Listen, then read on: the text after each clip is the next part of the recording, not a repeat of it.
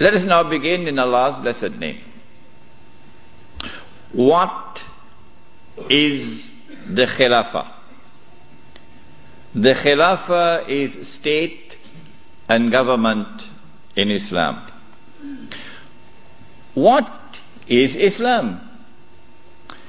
The definition of Islam is submission to Allah. What is submission to Allah? Submission to Allah is submission to Allah as Al-Malik. In some translations in English you find Malik as king. No. We don't want that translation tonight. We're dealing with political terminology here tonight. And so Al-Malik is the sovereign. Now that's a word you'll understand. Sovereign.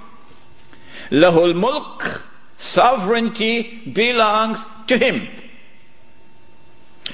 And so to submit to Allah in Islam is to submit to Allah as sovereign who possesses sovereignty.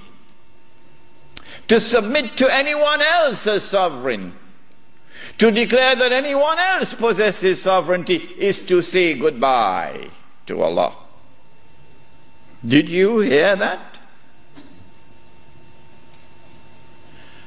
To submit to Allah is to submit to Allah as Al-Akbar. And He reminds you that He is Al-Akbar, because every time you perform salat, you cannot move in salat without Allahu Akbar. Al-Akbar is the one who has supreme authority. And so the Khilafah is a state and government which submits to Allah's authority as supreme. For a Muslim to submit to anyone else and recognize his authority as supreme is to say goodbye to Allahu Akbar. Islam is to submit to Allah as Al-Hakam. The 99 names, this is one of them.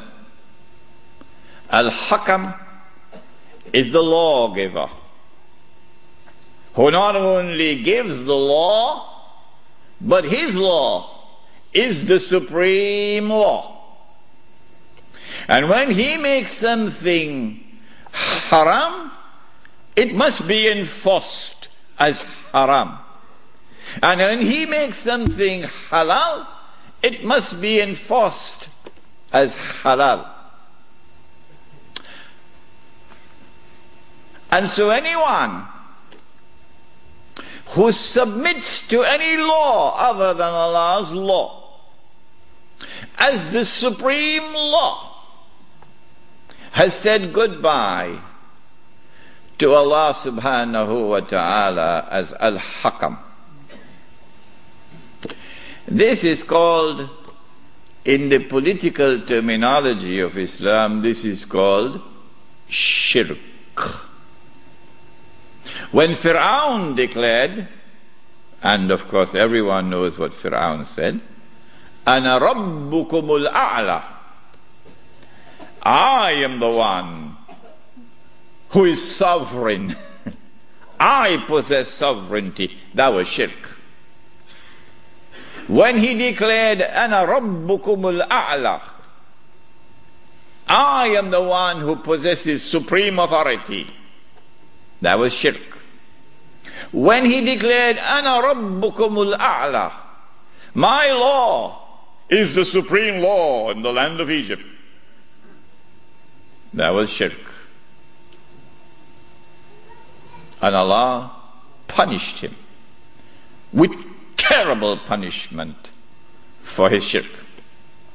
This then was the Khilafah, a system of state and government in which Muslims could submit to Allah subhanahu wa ta'ala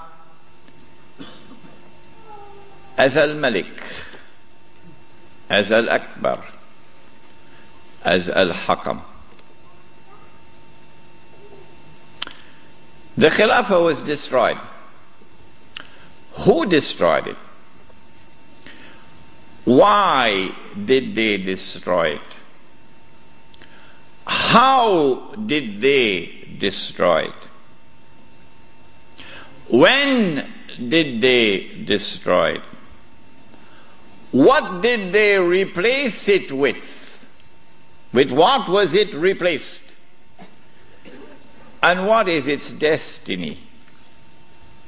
These are awesomely important questions which very few can answer today.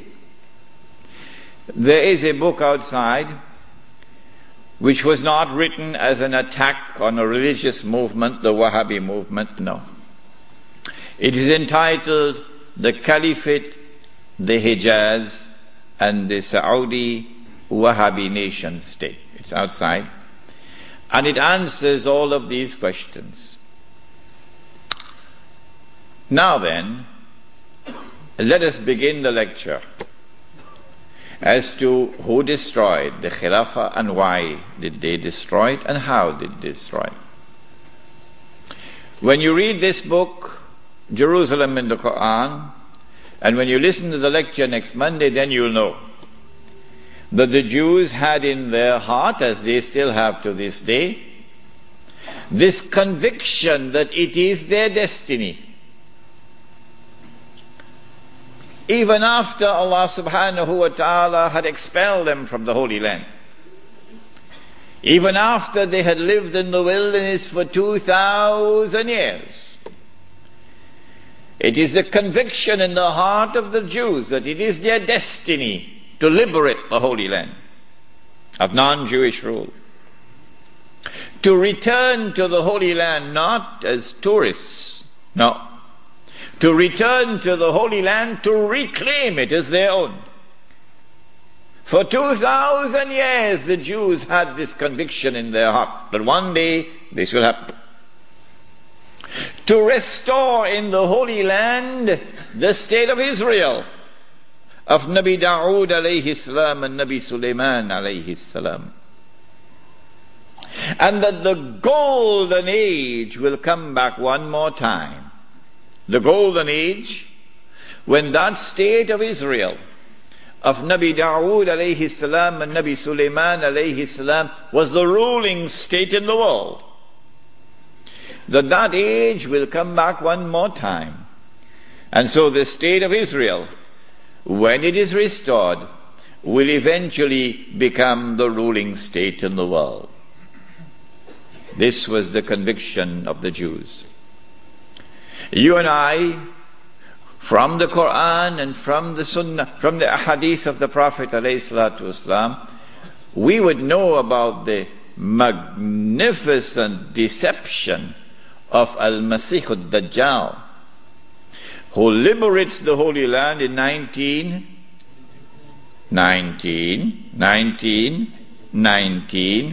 liberates the Holy Land of non-Jewish rule, who brings the Jews back to the Holy Land, not as tourists, but to reclaim it as their own, between 1919 and 1948, who restores a state of Israel in the Holy Land in 1948, and convinces the one-eyed Jews that this is the Israel of Nabi Dawood alayhi salam and Nabi Sulaiman alayhi salam. But of course it is not, it is an impostor. But they accept it and they embrace it. And that this Israel is about to become the ruling state in the world, replacing the United States of America. Those who differ with me, who say, well, we never read this in our books, where did he get this from? This must be false. My answer to them is just wait and see. Just wait and see. If this is to be accomplished, and the golden age of the Jews is to return one more time, and they are to rule the world, how will they do it? They will need globalization to bring all of mankind together as one global society. And they need to demolish the Ottoman Islamic Empire, which stands in their way. And they will have to demolish the institution of the Khilafah, which is the head of Islam. If you can cut off the head, then you can paralyze the body. And so the attack is now launched to cut off the head, the Khilafah.